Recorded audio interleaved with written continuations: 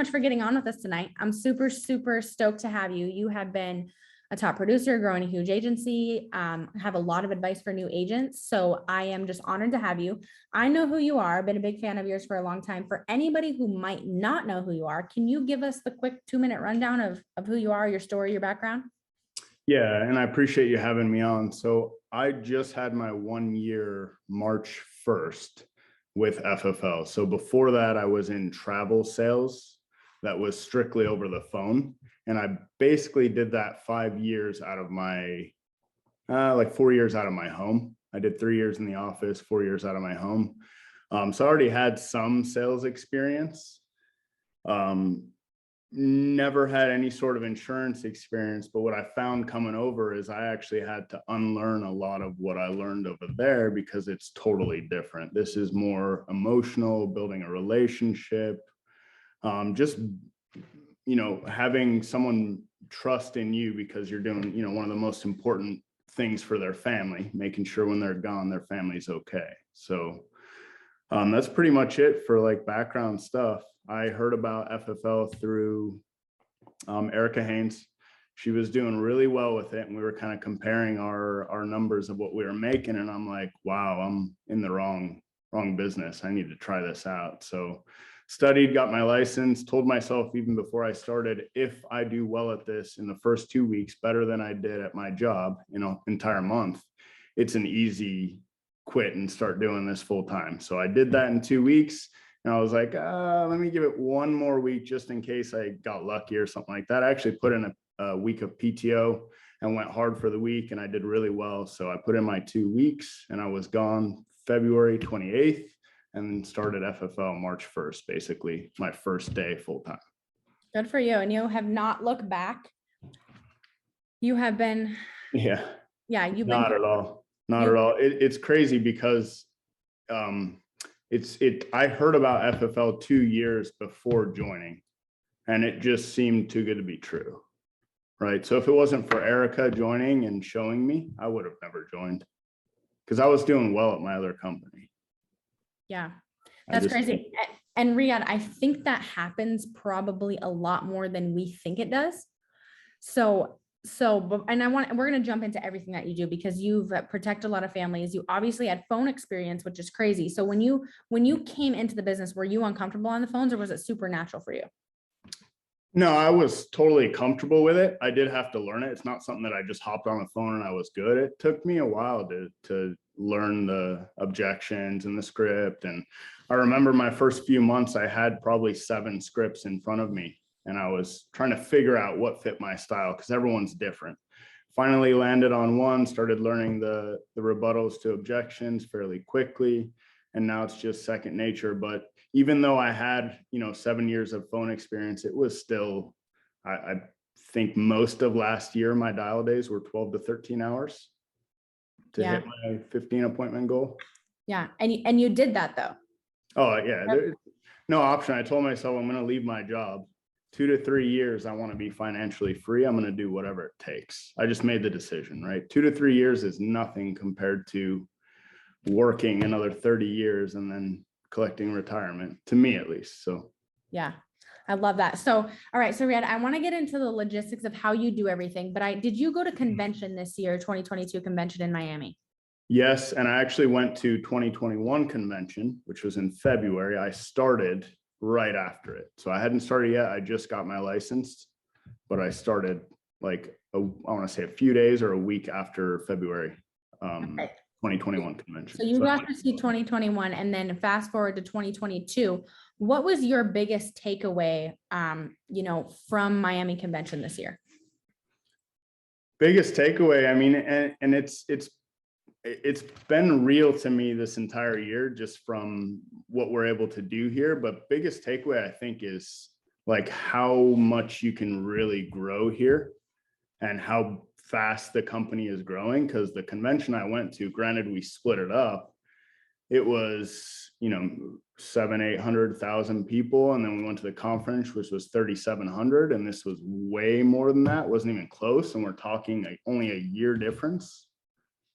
So it just, just how real it is and what you can do here, seeing all the people talk about their stories and how well they're doing, and you know, they have a business of their own. They're not working for FFL, they're partnered with FFL. So yeah, I love that too. And I think that's so important because a lot of times from the outside, and you talked about this, like you're like, it took me 2 years. Like I knew about FFL for 2 years and I watched from the outside. And I think a lot of people think like it's not attainable. And so even for me, last year was my first convention too. And I was there and like, I believed it, but I think like part of me saw people, you know, on the stage and they thought like, yeah, well that, you know, that's Nina and Hayden, that's them, or, you know, that's, and then you, like, I love that you said, like, it is really real. Like now I look at all the growth at FFL and it's crazy because I don't think like, oh, that's them, I can't do that. I think like, that's going to be me. That's going to be us. That's going to be our team. That's going to be Riad. That's going to be Erica. That's going to be, you know, Tori and Markel, everyone. Like that's going to be us. And it's 100% real and the opportunity is there. And anybody, if they work hard, can go get it. Yeah, and I think the further along you make sure you stay in this business, it almost goes in like levels. Like I got my first death claim in my first year. And then once you hit your 1 year, you start getting your back end and your renewals. So everything just compounds. Like the first year they say is the hardest, and it was, but now actively protecting families and collecting all the work that I did last year is, I've never seen anything like this. I love it. So, okay. So let's go back. We had go through some of the new agent things that you did and the things that you think new agents struggle with that now you're not doing that have changed your business. Cause you've always been a great producer, but now you're like, you never leave the leaderboard. You're every single week. I hardly ever see you take days off. You work the weekends. You're a grinder 100% of the time. So what are some things that have changed to get you to that place? So I think the first thing is just reaching out to anyone and everyone that's doing well, right? So I reached out to all my uplines at the time. And then I actually sought out people that I saw that were doing well that I didn't know them at all. They didn't live in my same state. And I just started asking questions to people like Jake Conan, Easton Patton, Zach T, because I saw what they were doing. And I didn't care that they didn't know me. All I want to do is know what you're doing to get to that level.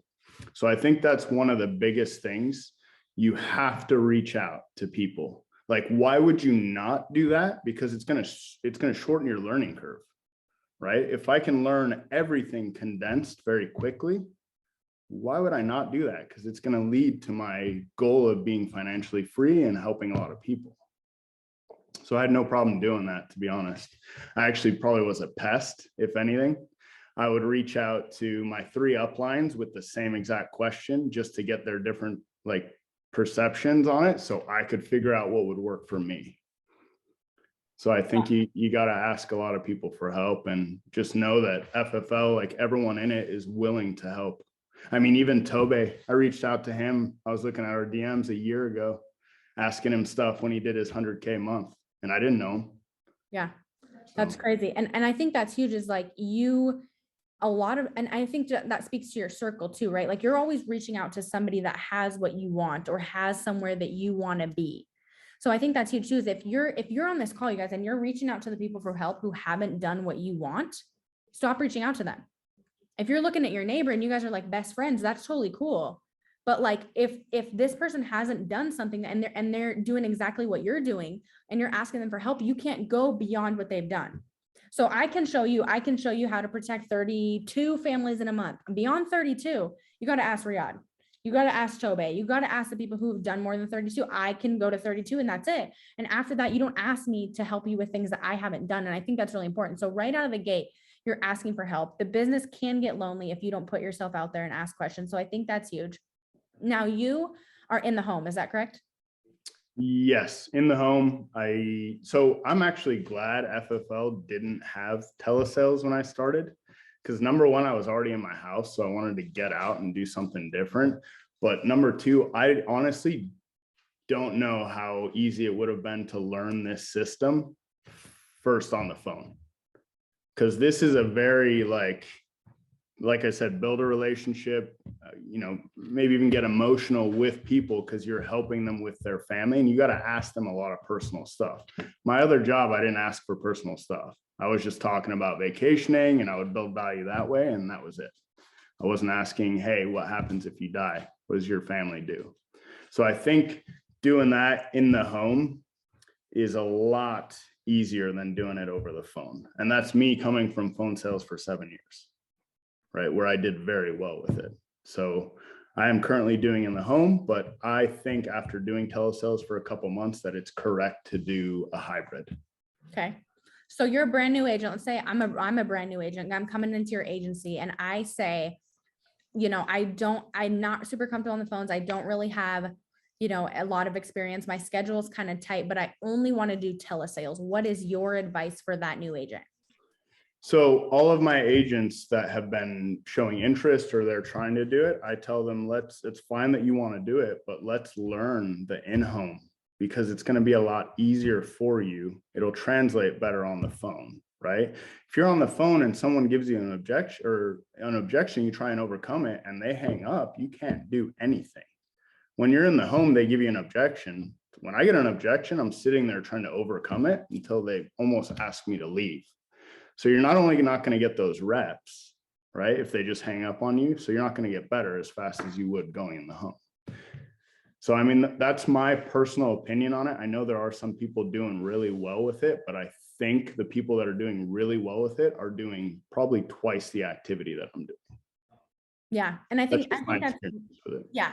And I think that's very fair. The scheduled telesales and working from home, I love that. Like, I love that aspect. So as soon as we implemented the virtual sales and the platform to do so, I was like stoked because I was like, cool, I can sit at the office.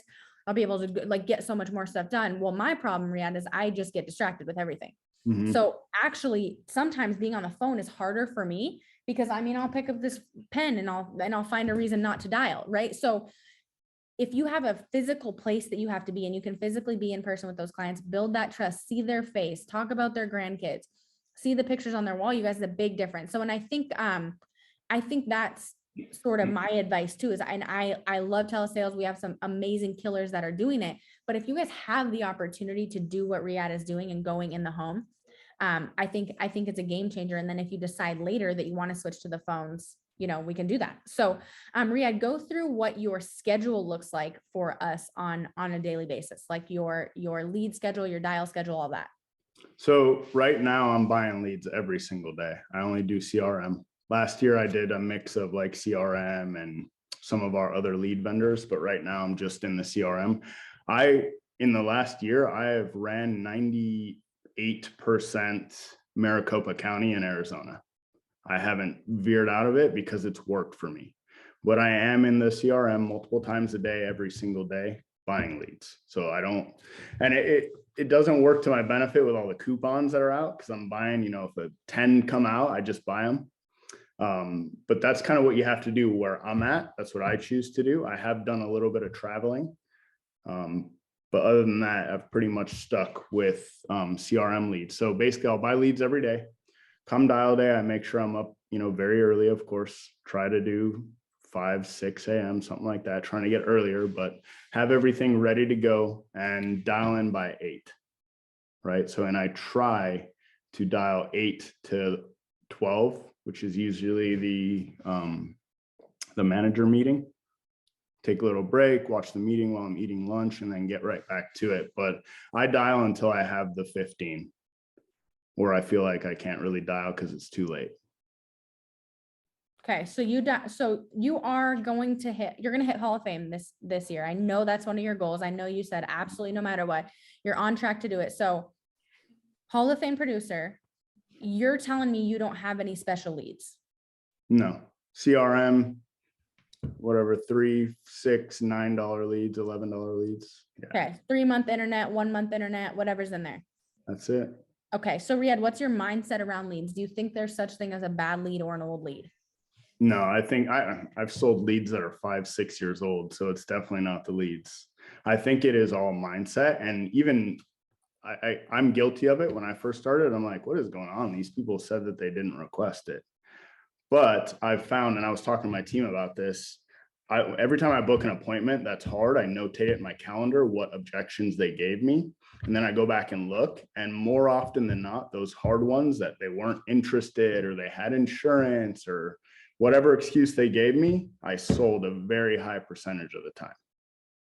right? So I think a lot of it is just, smoke screens that people give us. We just have to get better on the phone. Like for me, that's all it was. Right. And as you get better, you're going to be able to overcome the objections that you couldn't. Now, so Ria, do you dial your leads one time and then never dial them again, or you come back to them? No, I hammer them. I do 3 times in the morning, 3 times in the afternoon, 3 times at night, and then I'll rotate them in later, and then I'll text them, and I'll leave a voicemail, and I exhaust them. And then even now, like we have options like turbo text is one of them where people are sending out mass text. I'm using that on my leads that were from a year ago and getting appointments from those. So yeah, it doesn't matter how old they are. Lead squeeze. Yeah. I love lead. I love lead squeeze. Yep. hashtag lead squeeze. I love lead squeeze because a lot of times too is Riad, you put yourself in their situation. Like everyone has different days too, right? So like you're going to have some clients and some leads that you call sometimes. And by the way, guys, these are families, by the way. So we get in the bad habit of calling them leads and things like that. But at the end of the day, like every single person, you're getting the contact information of a real person, a real family who asked for your help. But think about like the bad days that we had, right? Like we go through times where everything's chaotic and we're trying to go to the grocery store. And you call me during that time, I'm like, goodbye, Riad, stop calling me. Like I'm done with you, dude. Knock it off. But then you call me 2 days later and I'm at home in a peaceful mind state. I remember what you're talking about. I have time to talk about it. Boom, all of a sudden I booked the appointment. But imagine if you never called that person back. You don't know what just happened. They might be fighting with their wife, might be having a bad day. They hang up on you, but that doesn't mean they don't need the insurance. So call them back in a couple days. You guys will call them back in a week. Sometimes I send them text messages. They tell me no. I send them another one a week later and they're like, yeah, sure. See you at 6 p.m. So you guys have to, and I think that's really important is, and like you said, Riad, that's mindset. It's a mindset that every person I'm calling is a family. They might have a bad day today, but they still need my help. Right. It is. And I've even tested this out that it is mindset, right? I've helped some of my team with leads and they'll know this now, but I've given them 200 leads from a year ago. Don't tell them, and they'll go and book them and sell them. Had I told them it was from a year ago, it would have been they would have been thinking differently about it. Yeah. Right. But they still went and sold off of year-old leads. So that's fantastic. And I do that all the time too. And actually, Riad too, is everyone has different strengths and different things that they're going to connect with people. Remember, guys, these are real people that you're talking to. So like, you're going to be a lot better at things and you can say things that I can't say. So that's not a bad idea, guys. Swap leads. I literally 2 months ago, and I'm still bitter about this, but I gave some of my old leads to Tobe, and Tobe protected families. Not that I had called Riad, that I actually went to their house and sat with them and could not close them. And he posted pictures of literally 5 of them on Slack. And I'm like, you're kidding me. I literally texted him. I was like, that's Patricia. She has the bird. She has the parrot. And Tobe's like, yeah. And I'm like, great, fantastic.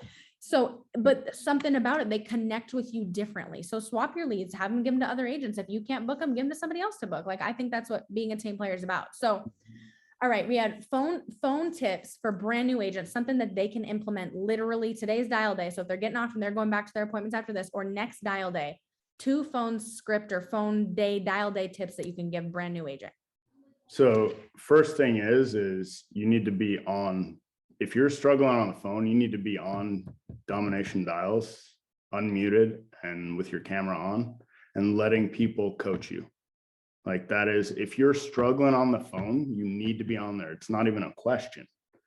Otherwise, why are we doing this, right? The goal is to get better at this stuff. And why would you not want someone like Tobe or Darlene or Marissa coaching you to say, hey, instead of saying this, say this and this. And then the next time you do it, you book an appointment. Like that's just how it goes. It gets progressively better and that's how you learn. If you're sitting there muted and your camera off and you're on the phone and we can't hear you, we have no clue what you're saying. And it's going to show in your results if you're only booking 5 appointments, for every 2 run days. Yeah. So that's the first thing that I would recommend. Second thing, and I struggle with this, is I want to help everyone, and it is just not possible to help everyone. So I get emotionally attached to it sometimes. So I think just remembering that, like, when you're on the phone, these are people that put in the request, no matter what they tell you. Keep a level head. You got to keep balance. I end up you know, just like some people struggle in the home by getting a, you know, rejection, no sale, they go into the next home still thinking about that. So if you're bringing your frustrations from one call to another, you might have been able to book an appointment with that person, right? But they could hear it in your tone. That's a very big thing for me. And I know some people do struggle with that. So that's another one that I would say. Other than that, just all the stuff that everyone says, be ready with your leads, right? Set a goal for yourself to where you do not stop until you get that goal. Some people, they log out at 5, 6 p.m. when they only have 10 appointments. It's like, that's not the goal. The goal is 15 if you want to do really well here. You still have 3 more hours of dial time. Why would you not? Mm-hmm. You know, that's the difference of 5 appointments is the difference of protecting like 2 or 3 more families possibly. Yeah. So that's a big difference. And what's crazy, right, is only you can hold yourself accountable to that. Mm-hmm. So you know what I mean? And I think that's, I love that so much about this business, but I get emotionally attached to it too, because I'm like, guys, like I'm here for you. Like I want you to win so bad, but if you can't hold yourself accountable, no one's going to make you do it. Like Riad, you're phenomenal. We love each other. We're great. We support each other. But at the end of the day, if you don't, I can give you all the resources. You can help me. I can help you. But if you decide not to show up tomorrow, that's on nobody but you, right? So it's like, take advantage, you guys, of everything that's there. Take advantage of the live dials. If you have 3 hours, guys, that's 3 hours that you can sacrifice to get those extra 5 appointments is going to make a huge, huge difference. So Riad, you're super good about staying disciplined and accountable to yourself, which is huge. Yeah, you just have to make a decision for yourself, right? So I don't have any kids. So I feel like my why is going to be way different than a person that has kids. But if I'm not putting in more effort because I don't have that, like what am I doing at that point? If someone like Grady, who has 4 kids, can come in, sell at a top level, recruit at a top level, and now he's an integrity partner while having 4 kids and a wife, like what would my excuse be? I think you just have to decide for yourself what you really want, have a conversation with yourself. And I think like Sean says it all the time, don't disrespect yourself, right? Yeah. Wake up early, put in the work, right? That's, if this is what you're here to do, you want to do well and you want to build a big business, why would you do anything less, right? Wow. Don't disrespect yourself. That's huge. That's huge. I love that. And I have to check myself with some of that sometimes too, right? If I feel like I'm slacking or I sit down and I watch Netflix for 2 hours, I'm like, whoa, what are you doing? Like your goal was 2 to 3 years integrity deal. You doing that is taking your foot off the gas. So I do remind myself and put myself in check from here and there because I'm human, right?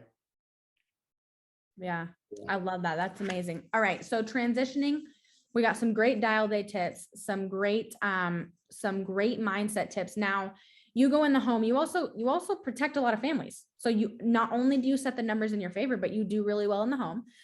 You've probably gotten a lot better from when you first started, and whether that's on the phone or in the home, give us a couple tips of going in the home, what you say to your clients, how you connect with them, a couple maybe strong lines that you know helps you tie down the appointment or lock in the sale, whatever you do for in-home. So I'm very, a lot of people aren't like rapport oriented. I'm very rapport oriented. Not to the point where I get us off track, but I like to find out about their kids and their family. And I really like, I think one of my strengths is painting a picture with the client and finding out exactly what would happen if that person passed away and making them see it, kind of live it in the moment, if that makes sense. So that's one of my biggest things that I would recommend people do is don't rush through your inventory sheet. Like as much as I want to get out of the house in 45 minutes, I'm still at hour and a half, to be honest. But my closing percentage when I actually sit at a table is like 80%. Like I am closing the deal because I get them so emotionally involved and I make them understand that I'm going to be there for them when that time comes. Like it's not a transaction. It is, hey, if something happens to you, I'm going to be there for your family. And this is why you need it. You gave me all the information. Bob, you're making the money. Mary's staying at home with the kids. Something happens to Bob, Mary and kids are on the street. Like you need this.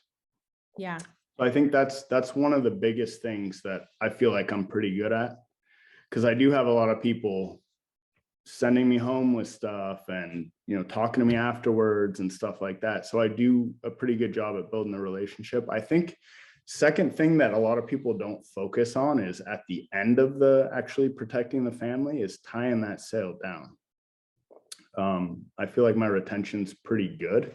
And I know this is a big thing for a lot of people. They end up, it affects their mindset when they wake up to chargebacks and whatnot. Granted, it's going to happen. It's part of the business. But if you can lower that percentage, that's pretty huge. And some of the stuff that I do at the end is I always make sure that they know, hey, if anything ever happens, you're to call me. So I leave them with information on what we did, a brief summary of what we did, whatever client or whatever carrier that we went with. I leave them with a little brochure. I have this insurance protection notice that basically says, hey, you may have other people give you a call and they may say this, and this is what to look out for. If you do get any of those calls, just tell them you already have an insurance agent, take me off the call list and hang up. So it's stuff that we actually use in our calls. Like, hey, I'm a supervisor or manager. I need to check the work for review.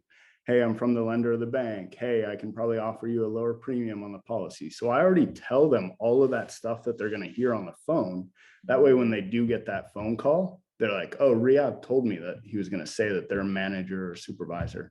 So I think tying it down is very important too, because I know last year I had quite a bit of chargebacks come in and I was like, whoa, like what happened? I didn't quite understand. It was because I took a little bit of time off too. But then I watched a training video from Jamie Cheerio where he recommended doing a lot of this stuff that I'm saying, and it really does work. Yeah. So why would you want to spend an hour protecting a family to not tie it down at the end to have someone call them and get in to save them $2? Yeah. Right. You got to tie it down too. That's huge. I love that. Riad's like that. Whoever calls you and says they're the manager, I'm the only manager of Maricopa County. I love that. And it's so true, because if they accidentally filled out, and you guys got to be good about that, because if they accidentally filled out another lead card, they accidentally filled out 2 forms online. You know, I think that's huge. And what I love so much about that, and if you guys can take something away from this call, nothing Riad just said had anything to do with sales at all. Nothing to do with his experience on the phone, nothing to do with I'm this big bad salesperson and these are the psychology of the sale that I use. He said, I ask about the client's family. I ask about their beneficiary. I make them feel pretty uncomfortable with what's going to happen. I make them visualize it.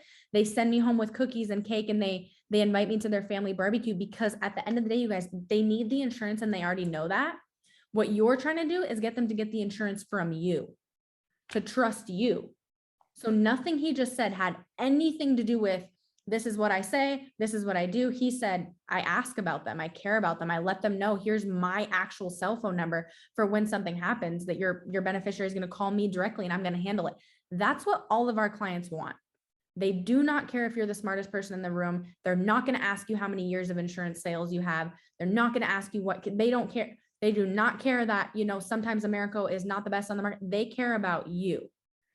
They don't care about the price, guys. You're not selling them on the price. You're selling them on, you need this coverage and I'm going to be there to answer my phone when your beneficiary calls. So Riad, I know for me, that was really uncomfortable when I first started, is I didn't want to make people uncomfortable. So I was like, you need the insurance. Are you ready to do the application? I wouldn't ask them anything was that uncomfortable for you at first?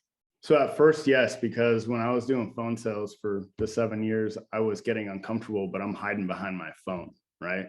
So it didn't matter what I really said to them. Now you're sitting face to face with someone and you're literally talking about their family. However, if you really care about the person and you really want to do this job correctly, you will do everything that you can possibly do to make them understand that they need it if they truly need it. Right. So I have no problems telling someone, hey, and you always have to be careful how you word things, but hey, you know, you told me you spend $300 a month on cigarettes. Why don't we just dial that back down to 200, get some, you know, coverage in place for your family? Because I'm sure your family is more important than smoking cigarettes, right? Right. Just getting uncomfortable in a way where you come across where, oh, wow, this guy does actually care about me. He's making a good point. And I've had people get upset at me. And then a couple minutes later, they're like, you're right. I do need this. Let's go. Right. So you do have to get uncomfortable with this. And for me, it was uncomfortable at first. But once I learned that this is part of the business and this is how it is, yeah, like if I didn't get uncomfortable with my death claim, he would have never had the policy. I specifically remember it. Can you tell us about that? He no-showed me. I went back unannounced the day later. He gave me a bunch of objections. I overcame all of them. And then 6 months later, he passed away. Right. So if I didn't do that, if I didn't go that above and beyond for his family, his wife wouldn't have, you know, the means to bury him and take care of their children. Wow. So you have to get on. It's not even a question. If you're going to do this job correctly, you have to get uncomfortable. And you're not, it's not, you're getting uncomfortable to potentially save their family. Right. So that shouldn't be a big deal. Wow. It's like, let that set in for a second. That guy would not have coverage if you didn't push him.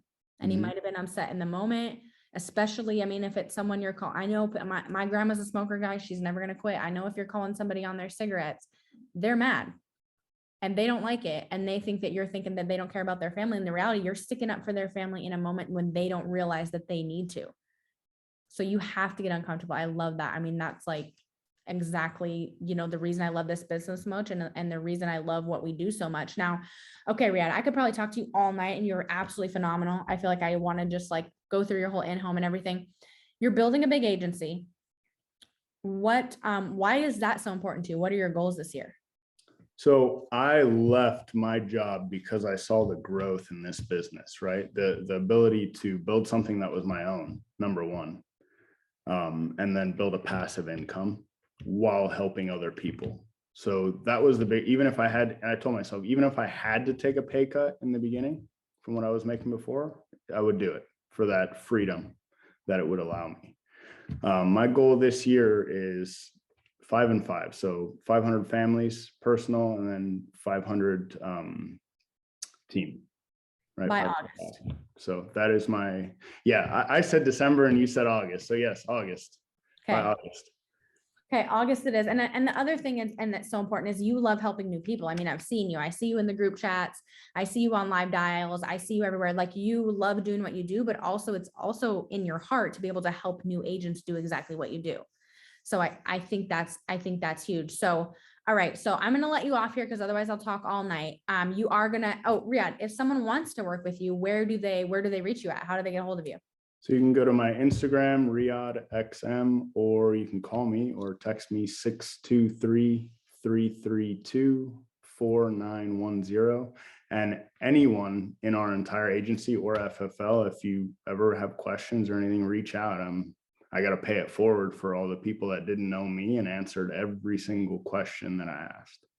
I love that so much, you guys. And I love that one team, one dream. All right, Riad. So we've talked about a lot of stuff. If there's one thing that you want new agents or any agents to take away from this call that they're going to implement tomorrow, or that you want them to just remember about this business in general, what is it? I would say really decide what you want here, because this really is the best business ever. It's the best opportunity ever. Like, I came in and I'm doing, it's not even close to what I was doing before, and I was doing really well.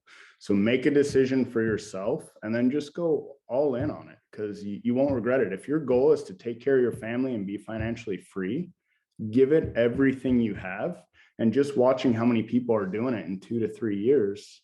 Like, I remember you mentioned you spoke at conference. I think your team was only at like 150 or something like that, 200 a month. Yeah. And now you're at 860 in 3 weeks. That's 1 year. Go all in. Why would you not? 3 years and you're done. Yeah.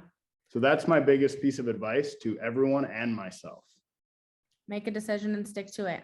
All right. So Riad, your logo's in the process. Are you going to let us in on your team name, or is it still a secret?